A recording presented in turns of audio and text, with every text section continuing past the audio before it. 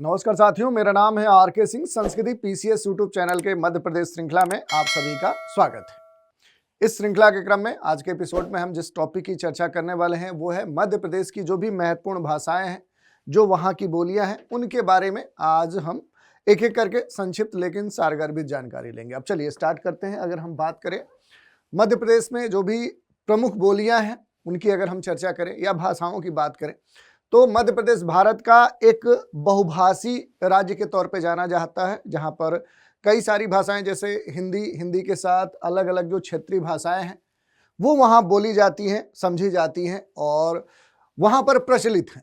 ये जो बोलियां हैं केवल संवाद का माध्यम नहीं है, ऐसा नहीं है केवल एक दूसरे से एक कम्युनिकेशन का जरिया है, बल्कि क्षेत्रीय जो लोक संस्कृति है, जो मध्य प्रदेश का साहित्य है, जो वहाँ का लोक जीवन है, जो वहाँ का परंपरा है, उसकी भी एक महत्वपूर्ण संवाहक है। तो इस कारण से देखेंगे तो मध्य प्रदेश के संदर्भ में जो भी वहाँ की बोलियां हैं, जो भाषाएं हैं, वो बड़ा ही महत्वपूर्ण हो जाती है। अब देखिए कुछ महत्वपूर्ण जो बोलियां हैं उनको अगर हम थोड़ा सा मैप पर देखें कि अलग अलग जो भाषाएं हैं, जो बोलियां हैं, जो मध्य प्रदेश में पॉपुलर हैं, तो देखिए मेजर तौर पे देखेंगे तो 2-3 जो यहाँ भाषाएं हैं, जो बोलियां हैं, वो आपको देखने को मिलती हैं, जो आपके सामने दी गई हैं। जैसे देखिए यहाँ पर ग्रीन, ब्लू और येलो 3 बड़े कलर को एक तरह से यहाँ पर कवर किया गया है, जिसमें देख सकते हैं कि ये कुछ क्षेत्र हैं जहाँ पर एक खास बोली और भाषा बोली जाती है, जो मध्य प्रदेश का पूर्वी क्षेत्र है।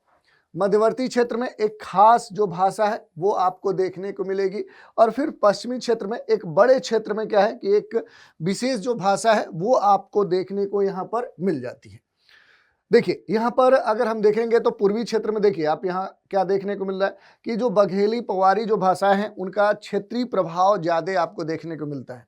ठीक ऐसे ही कुछ भाषाएं हैं जो मध्य क्षेत्र में आपको महत्वपूर्ण तौर पे बोली या समझी जाने वाले स्तर पे देखने को मिल सकती है, और कुछ पश्चिमी, फिर ऐसे ही कुछ सीमित क्षेत्र हैं, कुछ डिस्ट्रिक्ट हैं जहां पर विशेष जो बोली या भाषाएं हैं वो वहां पर प्रचलित है। तो इस तरह से अगर हम बात करें तो एक बड़ा क्षेत्र है जिसमें एक खास जो मालवी बोली है वो बोली जाती है, जिसमें बहुत सारे डिस्ट्रिक्ट आते हैं। सीहोर डिस्ट्रिक्ट है, नीमच है, रतलाम है, मंदसौर है, झाबुआ है, शाहजहाँपुरा है, उज्जैन है, देवास है, इंदौर है।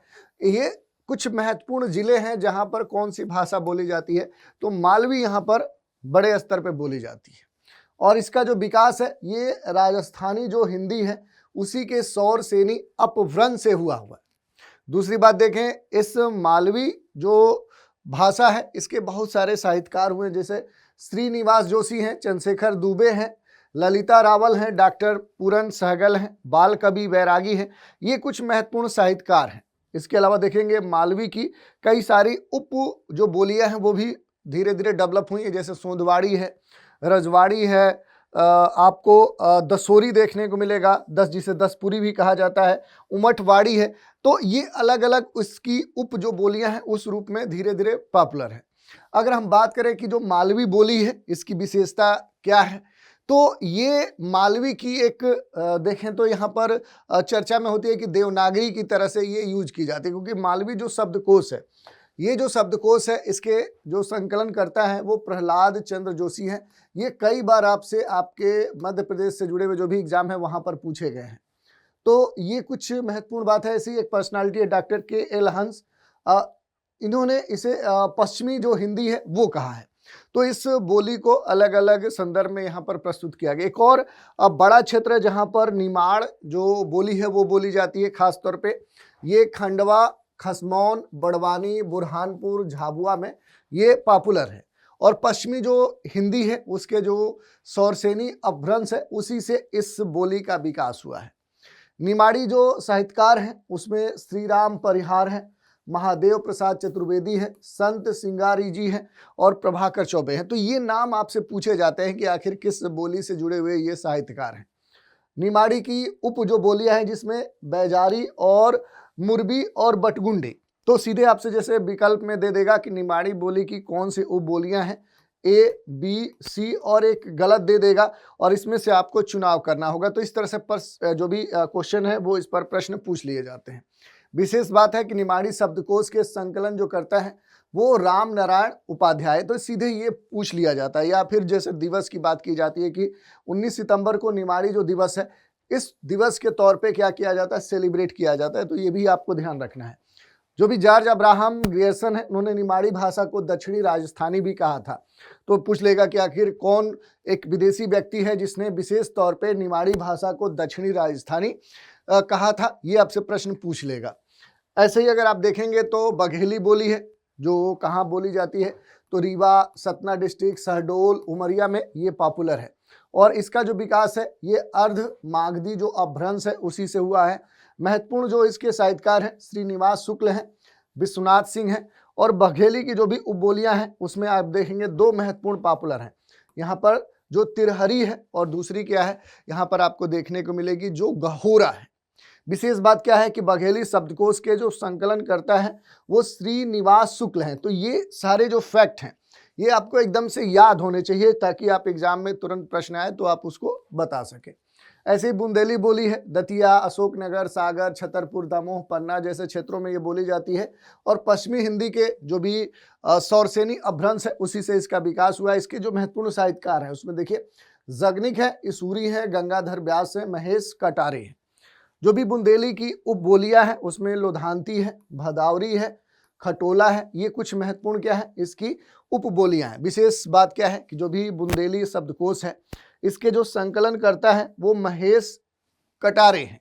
तो ये नाम आपको खास तौर पे ध्यान देना है। मध्य प्रदेश में सर्वाधिक जो विस्तार है वो बुंदेली बोली का देखने को मिलता है। और बुंदेली भाषा का जो नामकरण है ये जॉर्ज ग्रियर्सन ने किया था। तो देखिए ये जो पर्सनालिटी है इनके नाम का उल्लेख कई जगह आ रहा है, कई बोलियों में आ रहा है। तो ये नाम आपको ध्यान रखना है, इससे जुड़े हुए प्रश्न आपके जरूर पूछे जाएंगे। ऐसे ही ब्रज बोली है, भिंड, मुरैना, ग्वालियर क्षेत्र में ये बोली जाती है। इसका विकास और सैनी अपभ्रंश से हुआ है। और जो भी ब्रज साहित्यकार हैं उसमें सूरदास हैं, मीराबाई हैं, रहीम है और रसखान है। तो ये खूब प्रश्न पूछा गया, चाहे वो जीएस के दृष्टिकोण से देखें या हिंदी के दृष्टिकोण से देखें, तो अलग अलग खंडों में ये प्रश्न पूछा जाता है। ये भी महत्वपूर्ण प्रश्न कई बार पूछा गया है कि ब्रज की उपबोलियां कौन सी है, जैसे तौरधारी है, लौधारी है, जो सिकरवारी है। ये सारी क्या है, महत्वपूर्ण कह सकते हैं ब्रज की उपबोलियां। विशेष बात क्या है कि जो ब्रज यहाँ पर शब्दकोश है इसके जो संकलन करता है वो राम शरण गौड़ है। तो ये नाम आपको जरूर याद करना है। इसके अलावा जो भी हिंदुस्तानी जो शास्त्रीय संगीत है उसमें सर्वाधिक ब्रज भाषा का प्रयोग किया गया। तो ये भी कई बार पूछा जा सकता है कि आखिर ब्रज भाषा का इस्तेमाल किस संगीत में सबसे अधिक किया गया है। तंवर जो धारी है, चंबल नदी के किनारे बसे हुए जो डिस्ट्रिक्ट हैं जैसे भिंड है, मुरैना है, इसके आसपास के कुछ इलाकों में ये बोली बोली जाती है। और इस इलाके में बोली जाने वाली जो बोली है उसको तंवरधारी भी कहते हैं। ये ब्रज भाषा जो बुंदेली है, जो भदावरी है, उसके काफ़ी नज़दीक मानी जाती है। भदावरी की बात करेंगे तो ये क्षेत्र ग्वालियर और चंबल संभाग के कुछ क्षेत्रों में क्या है, ये बोली जाती है। और ये जो भाषा है ये राजस्थानी, ब्रज और जो बुंदेली भाषा है उसका एक तरह से मिश्रण माना जाता है, एक मिक्स्ड तरीके से ये देखने को मिलती है। तो इन भाषाओं की जो झलक है वो भदावरी में देखने को मिलती है। मध्य प्रदेश की जो राजभाषा है वो मध्य प्रदेश की आधिकारिक भाषा अभी क्या है, हिंदी है। ये आपको पता होना चाहिए। प्रदेश में राजकीय कार्यों हेतु हिंदी को आधिकारिक भाषा का दर्जा दिया गया है। वर्ष 1976 में देखेंगे राजभाषा अधिनियम के तहत भाषा के आधार पर क वर्ग में शामिल राज्यों की राजभाषा हिंदी होगी और इसी के तहत यहाँ की राजभाषा हिंदी है। राष्ट्रीय हिंदी दिवस 14 सितंबर को है, विश्व हिंदी दिवस 10 जनवरी को है। और विश्व मातृभाषा जो दिवस है वो कब सेलिब्रेट किया जाता है, तो वो 21 फरवरी को सेलिब्रेट किया जाता है। अब बात कर लेंगे मध्य प्रदेश में जो भी जनजातियां हैं उनकी प्रमुख जो भाषाएं हैं उसमें आप देखेंगे बैगानी सबसे महत्वपूर्ण है।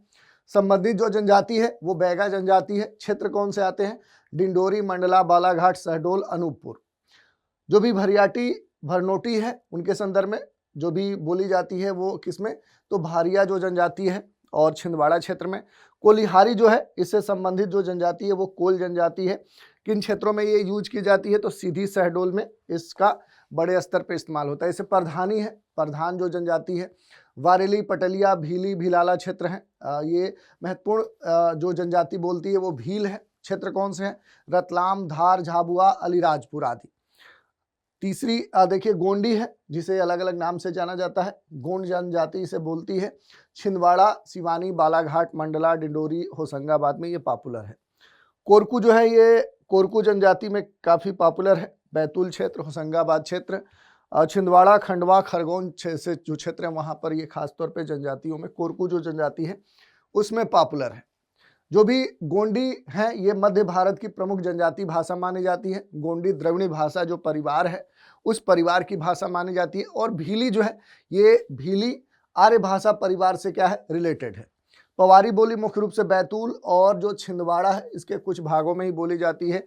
कोरकू जो है ये ऑस्ट्रो एशियाई भाषा के तौर पे पॉपुलर है। मुंडा शाखा की भाषा मानी जाती है। और जो खटोला बोली है ये पन्ना, छतरपुर, दमोह जिले में बोली जाती है। सामुदायिक रेडियो कार्यक्रम बनिया जो प्रदेश है इसके जनजातीय क्षेत्रों में आदिवासियों को सूचना देने के लिए उन्हीं की बोली में क्या किया जाता है, इसे प्रसारित किया जाता है। जो एक महत्वपूर्ण पर्सनालिटी है उनके बारे में पूछा जाता है। जॉन जो अब्राहम ग्रेसन है ये आयरलैंड के रहने वाले थे और प्रमुख भाषा वैज्ञानिक थे। भाषा से जुड़ा हुआ इनका शोध इनोवेशन था। बुंदेली भाषा का नामकरण इन्होंने जॉर्ज ग्रेसन ने ही किया था। इन्होंने भारत में रहकर मैथिली, बंगाली, निमाड़ी, बुंदेली जो भाषा है उसको बढ़ावा दिया। तो इन्होंने निमाड़ी भाषा को दक्षिणी हिंदी भी कहा था, जो कई बार आपसे पूछा गया, जो कि हमने आपको बताया कि इनका जो भी स्टेटमेंट है या जिन भाषाओं को जिस रूप में इन्होंने एक बार नामकरण किया है वो आपसे पूछ लिए जाते हैं। तो आज हमने मध्य प्रदेश से जुड़ी हुई जो भी महत्वपूर्ण बोली जो भाषाएं हैं उन पर हमने चर्चा की कि आखिर किन क्षेत्रों में कौन सी भाषा बोली जाती है, किनके द्वारा बोली जाती है, और प्रमुख जो जनजातियां हैं वो कौन सी भाषाएं बोलते हैं या किन क्षेत्रों में वो भाषाएं या बोलियां पॉपुलर हैं, उन पर हमने बात की। तो आज के एपिसोड में इतना ही। आप सभी हमारे साथ बने रहें, इसके लिए धन्यवाद।